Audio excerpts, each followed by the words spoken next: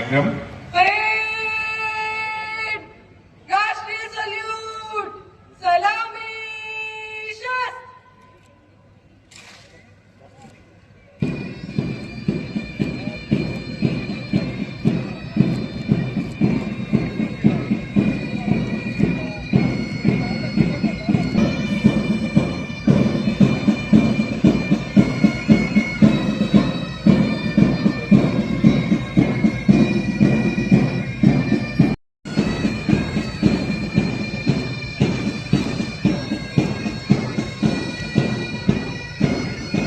विनायक सिंह सैनी जी इस सज धजी जीप में सवार होकर उनके साथ आदरणीय Shri Sanjay Singh ji DG law and order, वो उनके साथ मेरी आपसे विनती है जहां जहां भी ये वाहन जहां से गुजरे जोरदार तालियां बजाकर आप स्वागत कीजिएगा, अभिनंदन कीजिएगा और अपने उपस्थिति का इजहार कीजिएगा।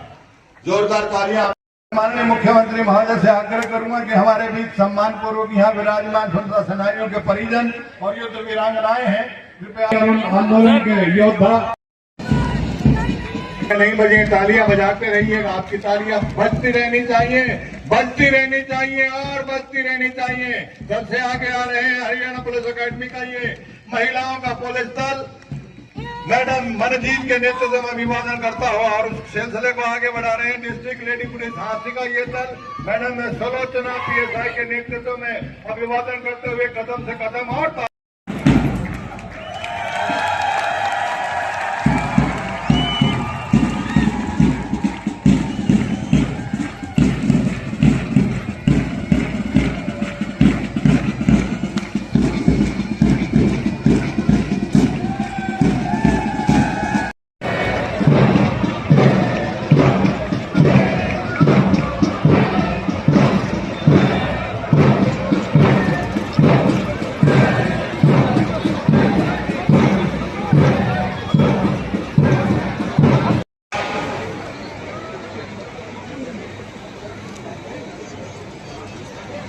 इस संदेश के साथ कि मौसमों से यूं नहीं घबराइए, मौसमों से यूं नहीं घबराइए। अज्ञात शहीदों को अपने श्रद्धा सुमन अर्पित करता हूं। राष्ट्र कवि रामधारी दिनकर जी ने उनकी स्तुति में कहा है, जला अस्थियां बारी बारी, चिटकाई जिनमें चिनगारी, जो चढ़ गए पुण्य वेदी पर, लिए बिना गर्दन का मोल, कलम आज उनकी जरूरी है। हमें गर्व है कि आजादी की लड़ाई में हरियाणा वासियों ने भी अग्रणी भूमिका निभाई है। 1857 की क्रांति तो अंबाला छावनी से शुरू हुई थी। इस क्रांति के शहीदों की स्मृति को चिरस्थायी बनाने के लिए अंबाला में 22 एकड़ भूमि पर अंतरराष्ट्रीय स्तर का एक शहीदी स्मारक बनाया गया है। यह नई पीढ़ियों को देश के लिए त्याग, सेवा और कुर्बानी की प्रेरणा देता रहेगा। साथियों, आजादी के बाद भी हरियाणा के वीरों ने देश की सीमाओं की सुरक्षा में बड़े बलिदान दिए हैं। हमारे वीर जवानों ने 1962, 1965 व 1971 के विदेशी आक्रमणों तथा ऑपरेशन कारगिल युद्ध के दौरान वीरता की नई मिसाल पेश की है। वीर सैनिकों का सम्मान करना हमारा परम कर्तव्य है। इस फर्ज को निभाते हुए हरियाणा सरकार ने शहीद सैनिकों व अग्निवीरों की एक्स ग्रेसिया ग्रांट 1 करोड़ रुपए की है। दिव्यांगता की स्थिति में 35 लाख रुपए तक दिए जाते हैं। शहीदों के 423 आश्रितों को नौकरी भी दी है। भाइयों बहनों, मुख्यमंत्री के रूप में स्वतंत्रता दिवस पर ध्वजारोहण का मेरा तीसरा अवसर है। मेरा परम सौभाग्य है कि मुझे हरियाणा के नए बने 23वें जिले हांसी में ध्वजारोहण का ये अवसर मिला है। मैं यहाँ के नागरिकों को जिला बनने की हार्दिक बधाई और शुभकामनाएं देता हूँ। हमने हांसी को विकसित क्षेत्र बनाने के लिए इसे जिला बनाया है। इस जिले में प्रशासनिक कार्यों के सुचारू संचालन के लिए अब तक 471 पद स्वीकृत किए गए हैं। यहाँ के 50 बिस्तर वाले अस्पताल को अपग्रेड करके 100 बिस्तर का बनाया है। विकास कार्यों को गति देने के लिए लोक निर्माण विभाग के नए मंडल और उपमंडल स्थापित किए गए हैं। साथियों, वीरभूमि हांसी का इतिहास ये गौरवशाली रहा है। कभी हिंदुस्तान की दलहीज के रूप में विख्यात हांसी के लोगों ने 1857 में प्रथम स्वतंत्रता संग्राम के दौरान महान बलिदान दिए हैं। यहाँ की लाल सड़क अंग्रेजों के नरसंहार की आज भी साक्षी है। अंग्रेजों ने यहाँ आजादी के अनेक मतवालों को गिरडी फेर कर कुचलवा दिया था। साथियों, आप यह भी जानते हैं कि 1857 में हांसी के लाला हुक्मचंद कानूगो और मिर्जा मुनीर बेग को अंग्रेजी शासकों ने फांसी के फंदे पर उनके मकान के सामने लटका दिया था। उनकी यातनाएं यही नहीं रुकी, धर्म पर चोट करने के लिए लाला हुक्मचंद को दफनाया गया और मिर्जा मुनीर बेग को जलाया गया। मैं इस वीर भूमि को नमन करता हूं।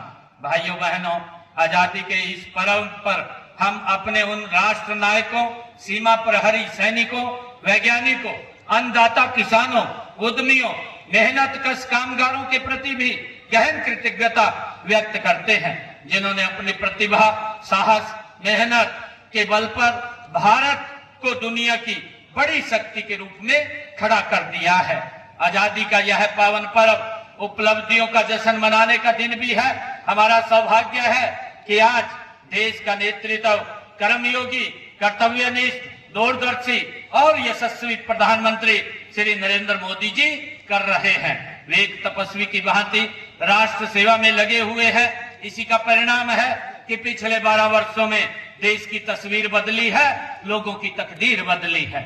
हमें गर्व है कि अब हरियाणा उदय कार्यक्रम के माध्यम से जन जन तक नशा मुक्त हरियाणा का संदेश दिया है। इसके लिए सभी जिलों में हमने मैराथन, साइक्लोथॉन, राहगिरी कार्यक्रम, सेमिनार आयोजित किए गए हैं।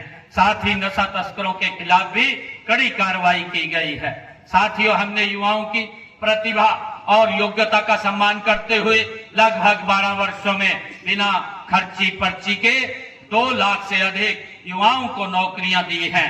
पिछले 1.5 वर्षों में ही लगभग 43,000 नौकरियां दी जा चुकी हैं।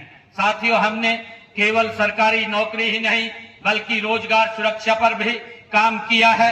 हमने कानून बनाकर हरियाणा कौशल रोजगार निगम के तहत कार्यरत युवाओं के भविष्य को सुरक्षित किया है।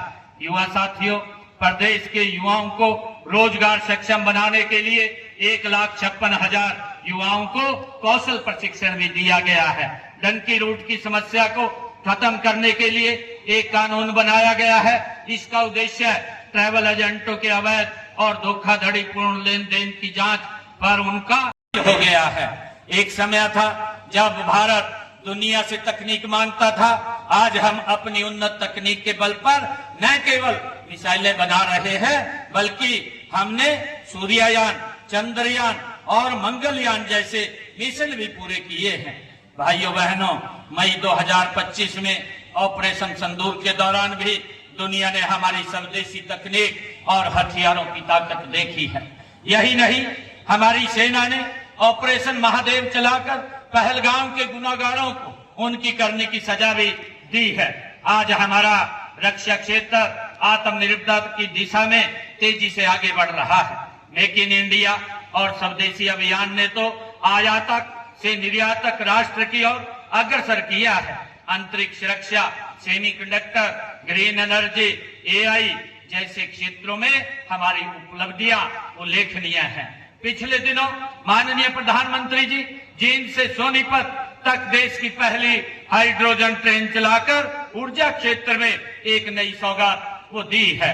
साथियों, माननीय